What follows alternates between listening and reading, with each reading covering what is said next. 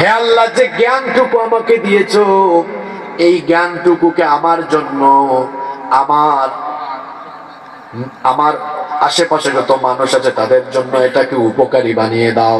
রাসূল কত সুন্দর দোয়া শিখিয়েছেন, হে আল্লাহ, আমাকে ইলমান নাফিয়া, উপকারী জ্ঞান দান করো।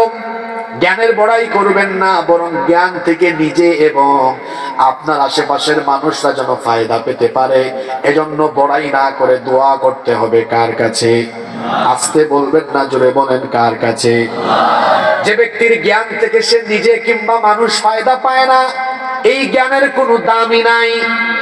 বরং জ্ঞান অর্জন করলে পরে সেটা থেকে নিজে ফায়দা পেয়ে মানুষকেও ফায়দা দিতে হবে।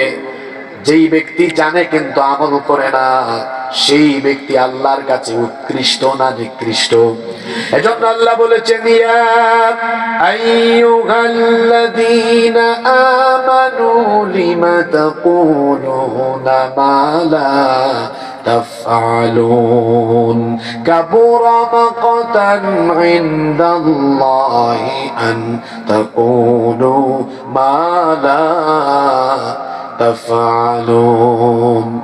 আমরা যে আপনাদের সামনে ওয়াজ করি, ভেতরে ভেতরে আমরা আল্লাহর ভয়ে আমাদের কলিজাটা কেঁপে উঠে। কারণ ইহুদি আলেমদের বৈশিষ্ট্য ছিল, আল্লাহ কোরআনে বলেছেন, আতামুরুনান নাসা বিল বিররি ওয়া তানসাউনা আনফুসাহুম ওয়া আনতুম তাতলুনাল কিতাব।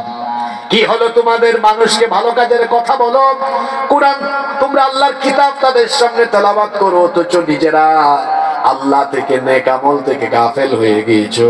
হে আল্লাহ, আমরা যারা তোমার বান্দাদের সামনে কথা বলি, আমাদের অন্তরে তুমি তাকওয়া ঢেলে দাও এবং আমাদেরকে আগে প্রত্যেকটি কথার আমল করার তৌফিক দিয়ে দাও, বলেন আমিন।